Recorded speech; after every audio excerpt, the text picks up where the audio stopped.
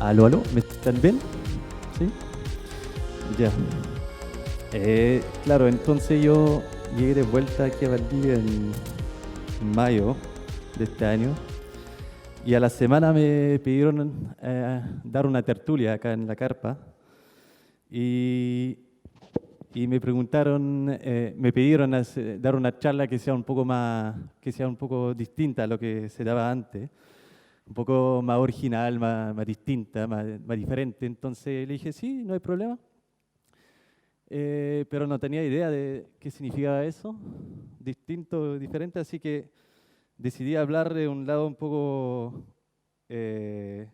mediático de los glaciares, y porque estamos todos más o menos acostumbrados a este tipo de fotos donde veamos esos grandes cuerpos de hielo en la cordillera, en los Andes o en Patagonia. Pero también existen glaciares que tienen otro aspecto, que tienen hasta otros colores y que no solamente contienen hielo. Y eso es lo que vamos a ver hoy día en esa charla. Y entonces esos son los puntos, los 3 puntos grandes de esa presentación. Entonces vamos a ver que en la cordillera de los Andes, en Chile, en Patagonia, se pueden encontrar glaciares escondidos, que están ahí escondidos en los paisajes de la cordillera.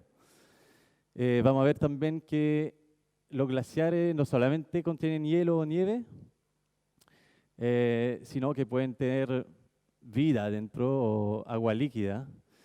Y terminaremos con con un breve punto sobre los riesgos naturales asociados a los glaciares. Pero antes de hablar de todo eso, vamos a tratar de definir lo que es un glaciar, porque aquí mejor entender de lo que estamos hablando. Entonces acá va una definición muy simple y muy corta de qué es lo que es un glaciar. Entonces es una masa de hielo que se forma en tierra por la acumulación y la compresión, la compactación de nieve, y que muestra un cierto grado de movimiento, de flujo agua abajo.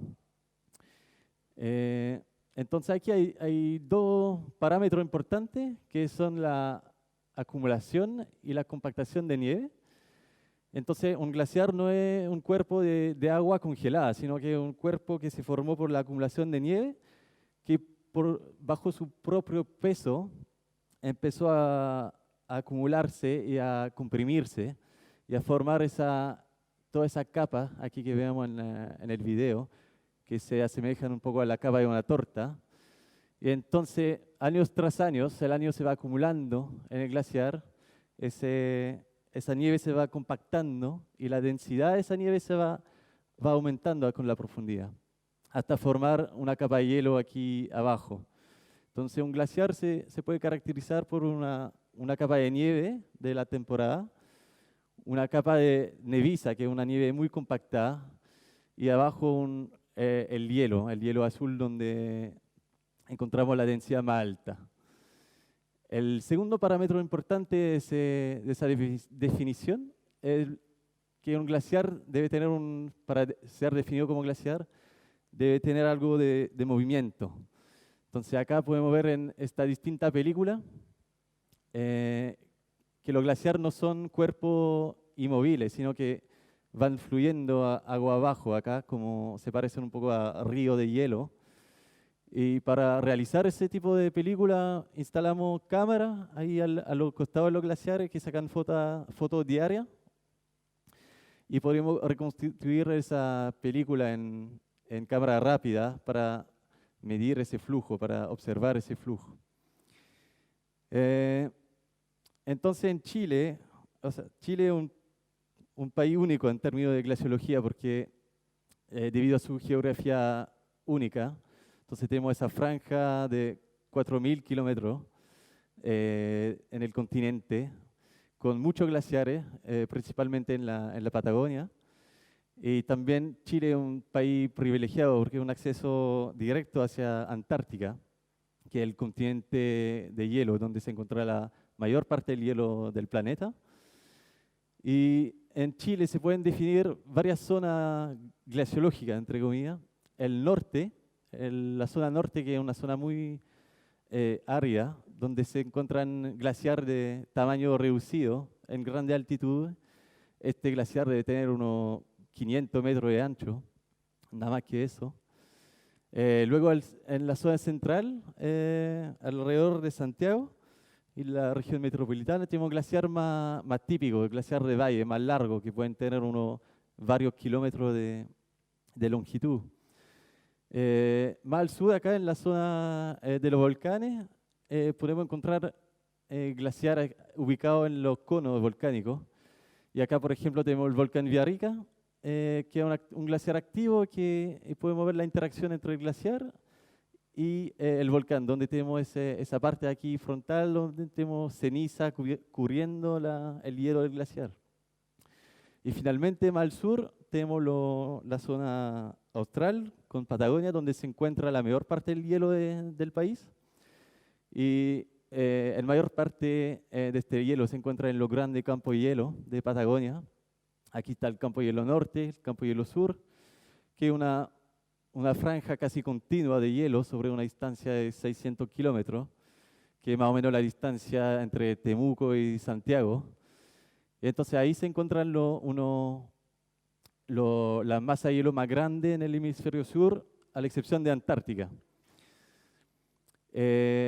¿Y por qué Chile es muy importante al nivel continental? Porque si miramos esa tablita, aquí podemos ver que en Sudamérica existen un poco menos de 30.000 kilómetros cuadrados de hielo. Y de esos 30.000 kilómetros cuadrados de hielo, la mayor parte se encuentra en Chile. Más de 80% del hielo que se encuentra en Sudamérica se encuentra en Chile. Y por esos puntos, Chile para nosotros es un terreno de juego magnífico para estudiar los glaciares, porque tenemos una variación muy importante entre el norte y el sur, entonces con distintos tipos de glaciares y una cantidad de glaciares impresionante. Pero hemos visto que aquí tenemos otro glaciar aquí bien típico. Entonces hemos visto que los glaciares son esos cuerpos de hielo que pueden tener tamaño de varios kilómetros. Pero también en los paisajes de la cordillera existen otro tipo de glaciares que no se ven o que se ven con más dificultad. Y en esta foto, que fue tomada en la cordillera central, cerca de Santiago, claro, se pueden ver aquí unos glaciares muy típicos, acá también en esa cumbre. Pero también en esa foto hay un glaciar escondido, un glaciar que no se ve a primera vista, que no está blanco, que se esconde un poco en el paisaje. Y ahí les voy a ayudar un poco. Aquí tenemos la misma vista, ¿cierto? Pero aquí estamos con el programa Google Earth. Entonces vamos a sobrevolar ahí en la zona y ahí se van a dar cuenta que existe otro fenómeno ahí en ese valle. Entonces partimos el video. Acá podemos ver que, si se fijan, acá hay como una lengua de tierra, ¿cierto? Que se parece mucho a un glaciar, pero que no tiene el color blanco. Entonces estamos dando vuelta ahí en el valle, que es un valle muy, muy englaciado de los Andes Central. Y ahí vamos a volver al mismo glaciar que hemos visto. Oh, no. Ahí está, a ver. Ahí se pegó, pero ya. Ahí lo estamos viendo acá. Aquí lo pueden ver, aquí en el valle, que se parece mucho a un deslizamiento de tierra ahí. Y eso porque está constituido de hielo mezclado con tierra. Entonces ese hielo mezclado con tierra tiene un flujo, lo que le da esa forma así de lengua hacia abajo. Entonces si pasemos eso otra vez, ¿ya? Aquí la misma foto casi, pero con otro punto de vista en el mismo valle. Entonces otra vez tenemos el glaciar bien típico aquí en la parte alta de la cuenca. Tenemos otro cuerpo de hielo más chico acá. Pero en esa foto hay otro glaciar escondido, que ahí quizá es un poco más fácil ubicarlo, pero igual lo voy a ayudar acá. Si enfocamos la mira en ese rectángulo acá, podemos ver que hay una laguna acá, una laguna muy, muy, muy turbia, muy de color café. Y si nos acercamos a esa laguna, ahí podemos ver que en la superficie de la laguna está flotando hielo, ¿cierto? Aquí se puede ver. Y si veamos esa parte aquí gris, muy lisa, de hecho no es roca, es hielo, es hielo expuesto aquí. Y esa laguna es una laguna supraglacial, es decir, que se encuentra encima de un glaciar. Y toda esa parte de acá son detritos que están cubriendo un glaciar. Entonces, si nos acercamos a eso, si veamos fotos tomadas desde el punto de vista del glaciar acá, tenemos aquí el hielo expuesto, un núcleo de hielo muy limpio, que está cubierto por una delgada capa de detrito aquí arriba. Aquí otra foto del mismo glaciar, entonces la capa de detrito otra vez. Y acá tenemos el hielo y tenemos hasta un túnel que fue creado por el río que entra aquí en el glaciar y que sale un poco más agua abajo. Entonces, aquí no solamente existen glaciares blancos, glaciares descubiertos y limpios, pero también existen glaciar cubierto y glaciar rocoso.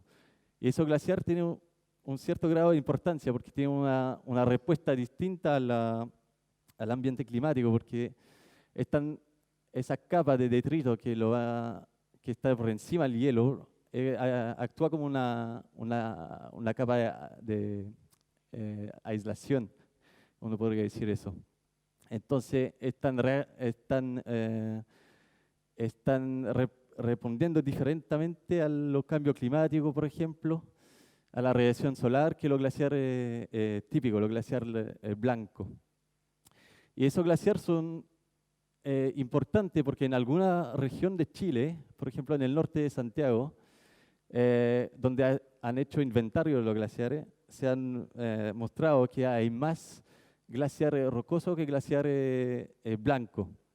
Acá, por ejemplo, hay un ratio de 3:1, es decir, que hay 3 veces más glaciares rocosos que glaciares limpios. Eso tiene su importancia sobre la hidrología del valle, etc. Hemos visto que los glaciares tienen movimiento, ¿cierto? Que tienen un cierto grado de flujo hacia agua abajo. Entonces tenemos esa masa de hielo que va moviéndose, un poco como una pala mecánica, va arrastrando material, va erodando la roca sobre la cual está fluyendo. Y entonces acá podemos ver que en esa animación, que el glaciar no solamente fluye sobre la roca, pero también interactúa con la roca. Y la va erodando, va sacando pedazos de roca de la roca madre, la va pulverizando. Y entonces toda esa roca se encuentra dentro del glaciar, se va viajando adentro del glaciar hacia el frente. Y el glaciar actúa un poco como una moledadora, está modelando, no, estoy inventando palabras aquí, está pulverizando la roca sobre la cual está fluyendo, está transportando todos esos sedimentos hacia agua abajo. Y eso hace que el agua que sale del glaciar no es un agua limpia, entre comillas. Y aquí tenemos una prueba, entre comillas, del flujo del glaciar. Aquí tenemos una roca que se encuentra al frente de un glaciar que fue descubierta por el retroceso del mismo glaciar. Y acá pueden ver que hay estrías, existen estrías en esa roca. Y esa estría la dejó el glaciar que iba fluyendo sobre esa roca y la iba lijando. Y entonces todo eso, esa estría, al final han generado que el glaciar está expulsando roca por los ríos que van saliendo. Entonces hay como un polvo de roca que va saliendo de los glaciares. Y por eso tenemos lo que llamamos la harina glaciar, que ahí pueden ver los ríos que salen directamente del glaciar, que tienen un aspecto muy lechoso, muy harinoso.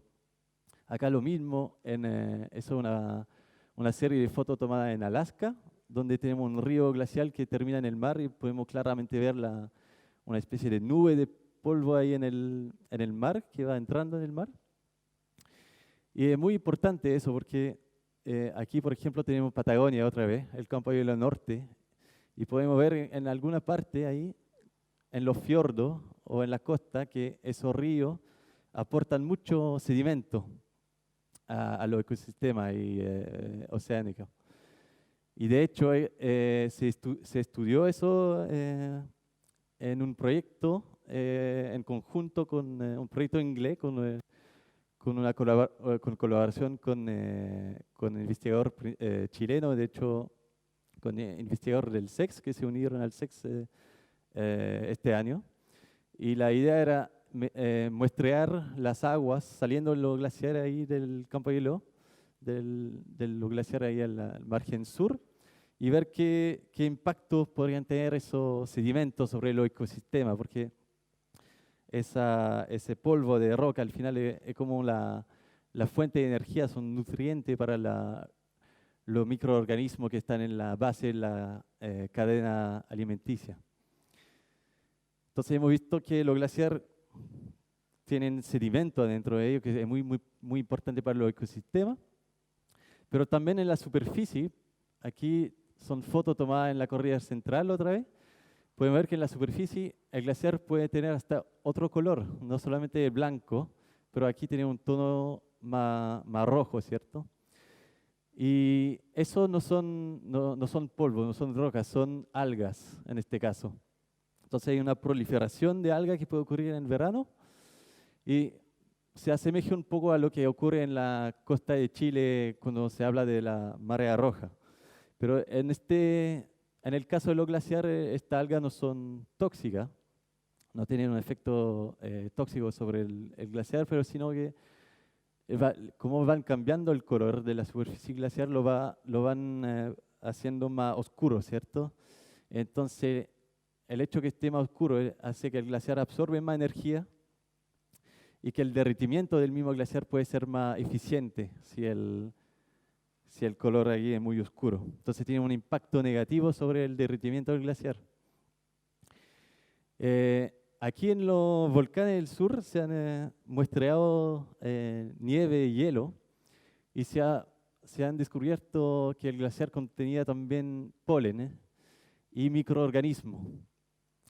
Estos microorganismos son extremófilos que sobreviven en ambientes muy, muy extremos, como puede ser un glaciar.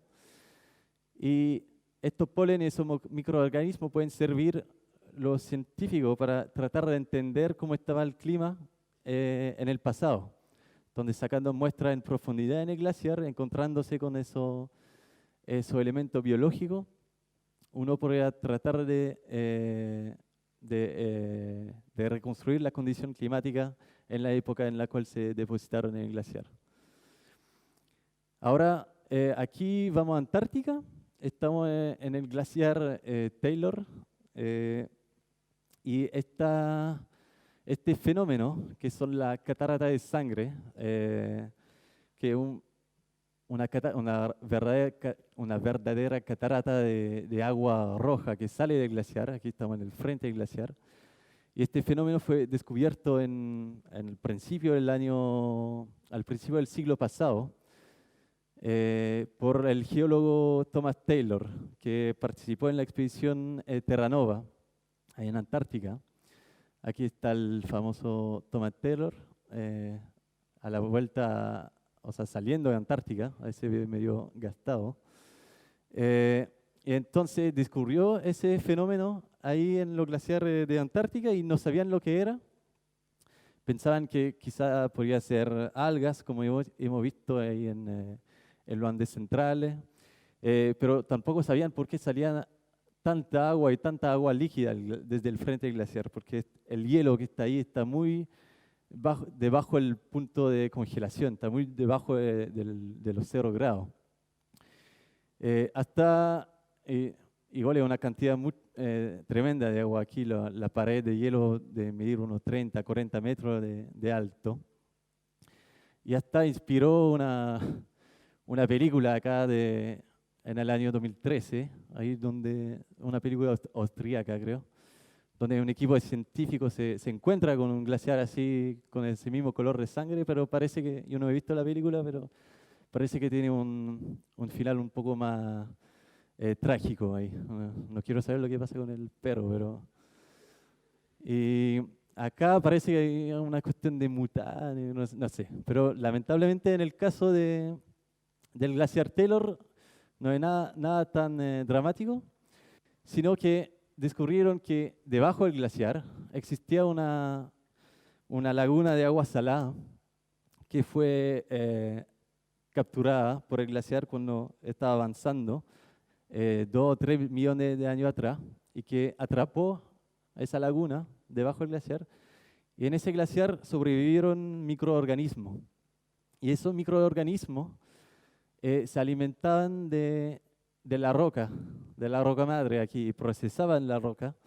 Y esa roca contenía mucho hierro. Entonces esta agua está muy rica en detritos de hierro.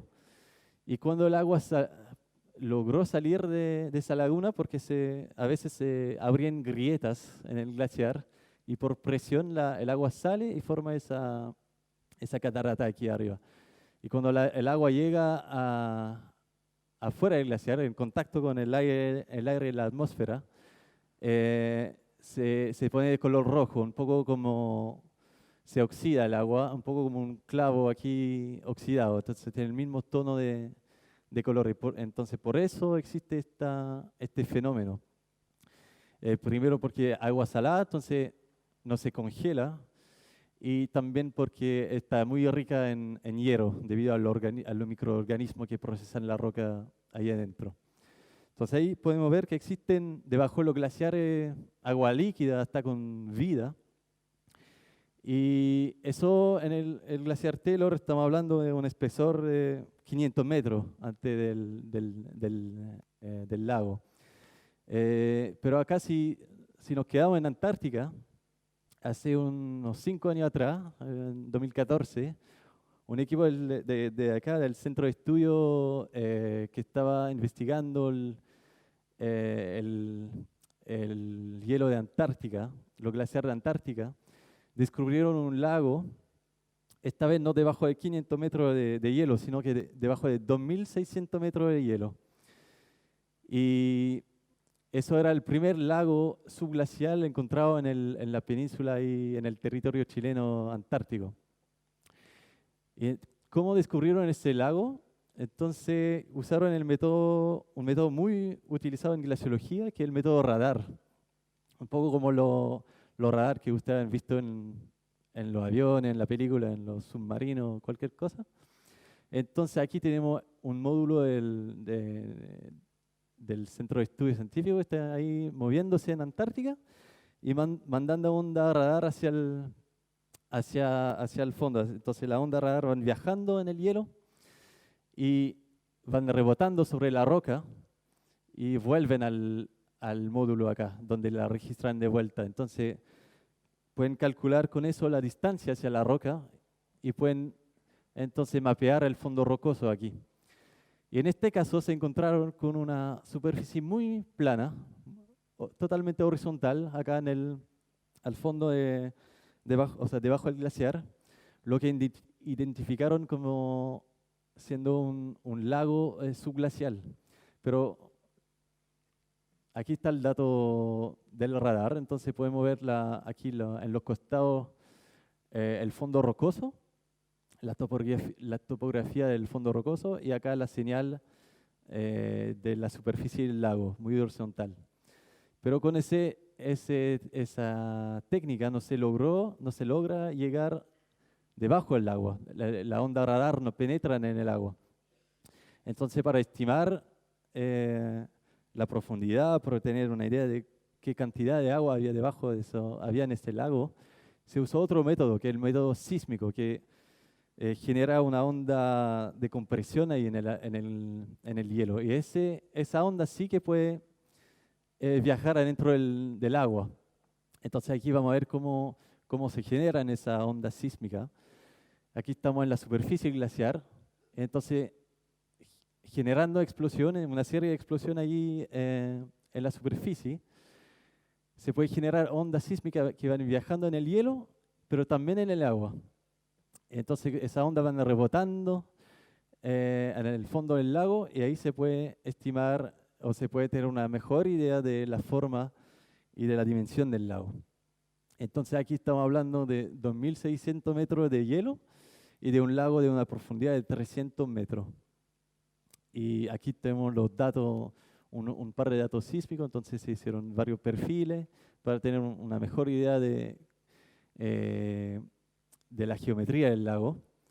Acá tenemos todos los datos que se usaron para reconstruir la geometría del lago. Entonces la estrella roja acá representan los puntos de investigación sísmica, creo, no estoy seguro, pero... Y la línea, los datos radar. Entonces con todo ese conjunto de datos se logró reconstruir la geometría del lago. Entonces es un lago muy extenso, que tiene una longitud de unos 20 kilómetros por 2 y una profundidad de 300, 400 metros. Y este lago no es único, aquí tenemos un mapa de toda Antártica, donde se pueden ver los puntos, todos los lagos que han sido identificados hasta ahora. Y también se ve que debajo del hielo no es solamente roca, sino que están esos lagos que están interconectados. Hay hasta ríos debajo de los glaciares. Y acá esos lagos pueden hasta interactuar con el hielo. Aquí se ven los lagos debajo de los glaciares. Estos lagos pueden estar interconectados entre ellos por ríos y también pueden interactuar con el hielo dependiendo del derretimiento, de la presión. Y esa interacción entre el hielo y el glaciar se puede traducir en cambio de topografía en la superficie, lo que puede ser detectado por satélite, por ejemplo. Entonces, con un satélite en el espacio se pueden identificar lagos que están debajo del hielo en Antártica y tener una idea de la red hidrológica ahí. ¿Y por qué estos lagos interesan mucho a los científicos? Porque en algunos de estos lagos han logrado perforar a través del hielo y llegar hacia el agua ahí, ponerle una sonda y descubrieron que había vida en esos lagos. Había microorganismos sobreviviendo en ese ambiente muy extremo. Entonces ahí estamos viendo que estudiando lo glaciar no solamente estamos hablando de glaciología, pero también que estamos colaborando con biólogos, químicos, hasta astrobiólogos que están interesados en descubrir vida en otro planeta y esa condición muy extrema se asemejan un poco a lo que uno podría encontrar en otro planeta. Entonces hemos visto que existen lagos debajo del glaciar, hasta en Antártica, pero también existen lagos en la periferia de los glaciares.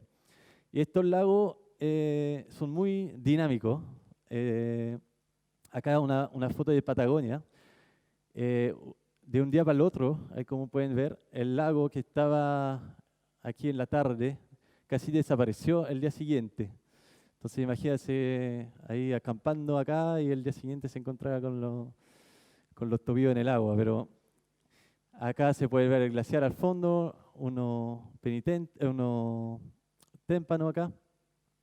Y entonces, ¿qué es lo que está pasando acá? Acá hay una imagen satelital de la misma zona. Aquí está el lago Cachet 2. Y este lago ha experimentado lo que llamamos un vaciamiento repentino del lago glacial. Es decir, que este lago, por canales que están debajo del glaciar, por una red hidrológica ahí, pues se vacía totalmente. Y se ha estudiado, se ha demostrado que ese vaciamiento se ha reproducido varias veces durante los últimos años. Y este tipo de vaciamiento de lago muy repentino puede causar inundación en la parte río abajo del glaciar. Y aquí se ven unas fotos del río, agua abajo. Ahí está monitoreando la orilla. Y acá se pueden ver los árboles y en estos mismos árboles se encontraron marcas de inundación. Es decir, que hay rama, barro que fue transportado por la inundación, por el río, y que llegaron a 1,80 m, 1,70 m. Ahí pueden ver dónde está, dónde está mostrando estas marcas.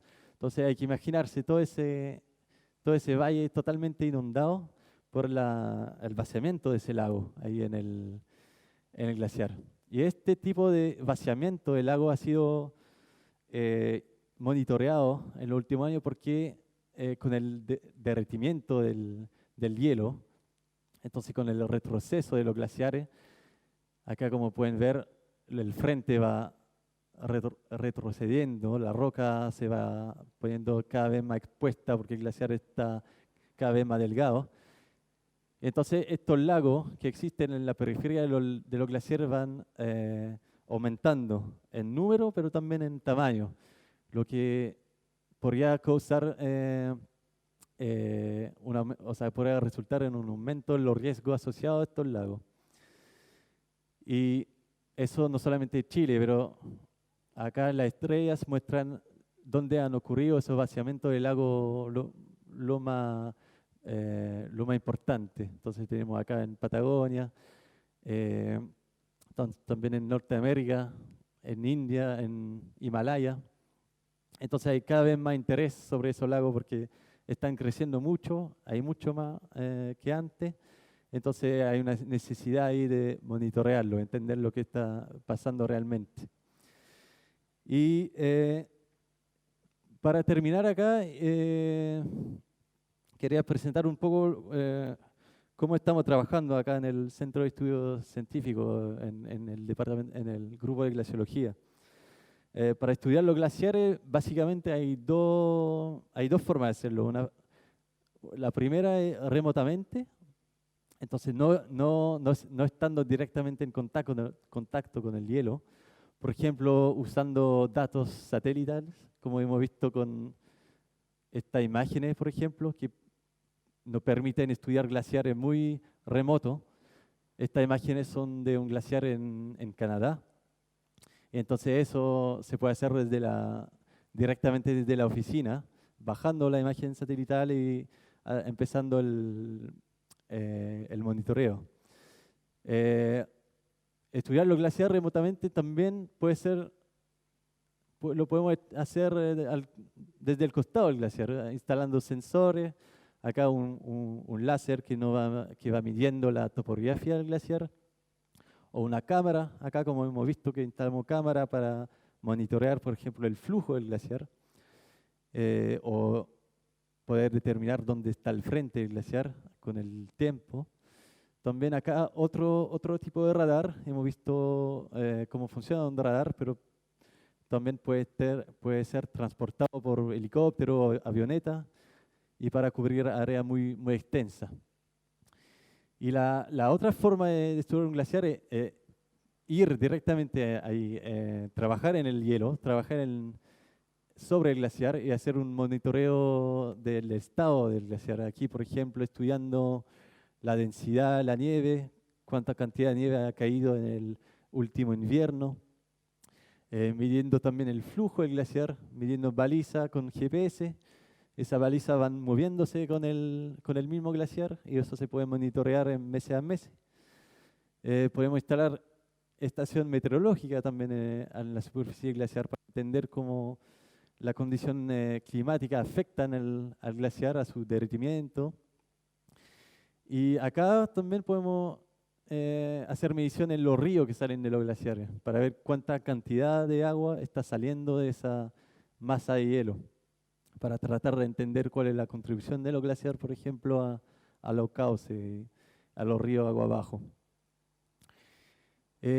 Claro, en terreno, entonces, ir a terreno en lugar remoto, difícil de acceso, con condición climática complicada, requiere un despliegue logístico muy importante.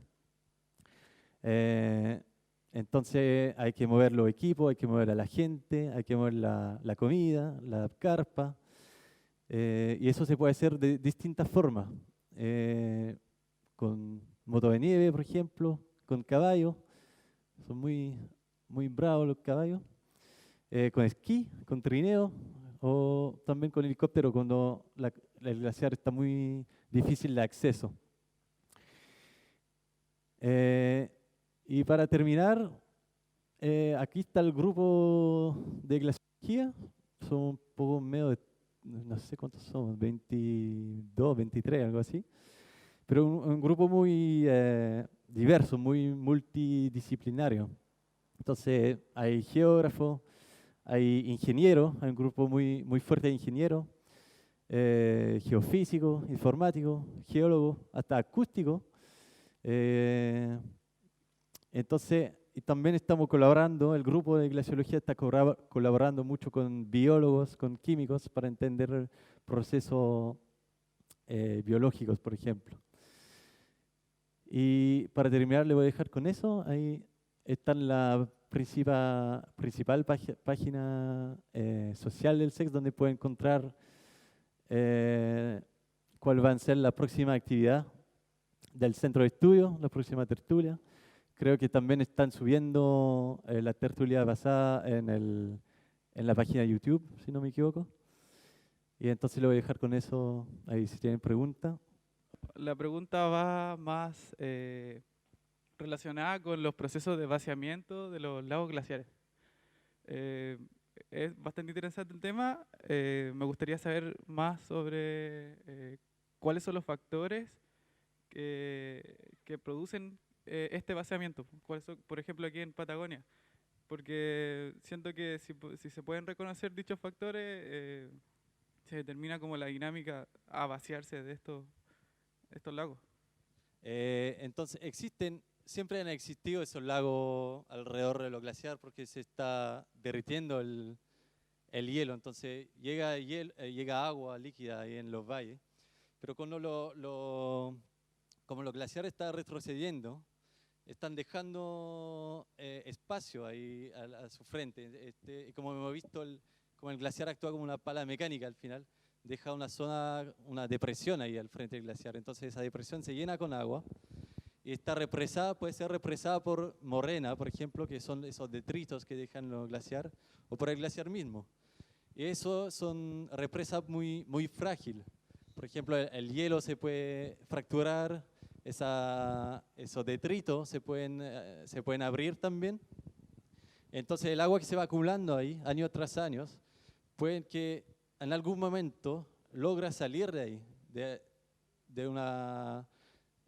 manera muy repentina. Entonces tenemos una cantidad de agua muy importante que llega a la red hidrológica valle abajo, que puede causar esa inundación. Entonces, el tema acá que esos lagos, hemos estado monitoreando esos lagos y van creciendo esos lagos, porque como los glaciares van retrocediendo, hay más y más agua que están llenando esa depresión. Entonces, aquí el tema es tratar de entender, por ejemplo, cada cuánto tiempo está pasando eso, para poder prevenir esos eventos, por ejemplo, instalando en esos lagos unos sensor de presión, un sensor de altura, para ver en qué momento está empezando a vaciarse el lago, para un poco como los sistemas de alerta sísmica, para poder prevenir agua abajo qué está pasando.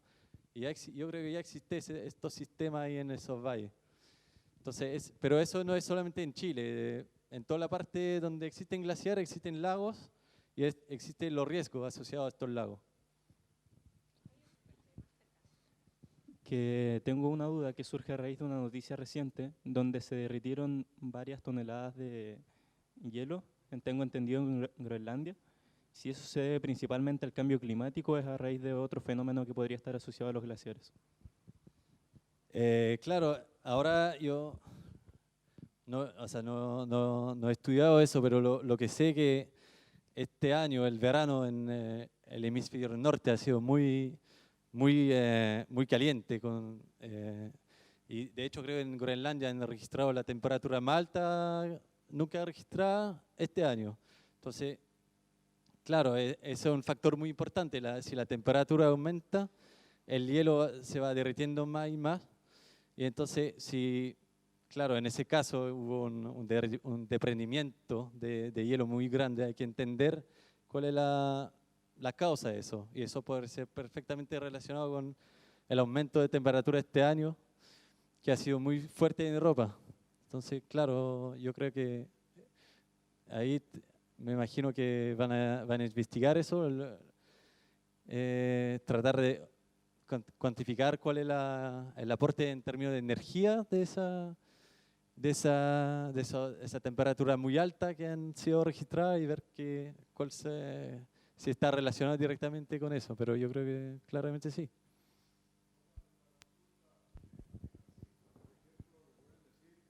Cuando todos estos niños aquí tengan 50 años, ¿qué porcentaje de los hielos de los glaciares chilenos se van a haber derretido? ¿O cuántos glaciares van a haber desaparecido? De aquí cuando estos chicos tengan 50 años. Si tenía esas cifras sería increíble, pero es muy difícil saber eso porque esas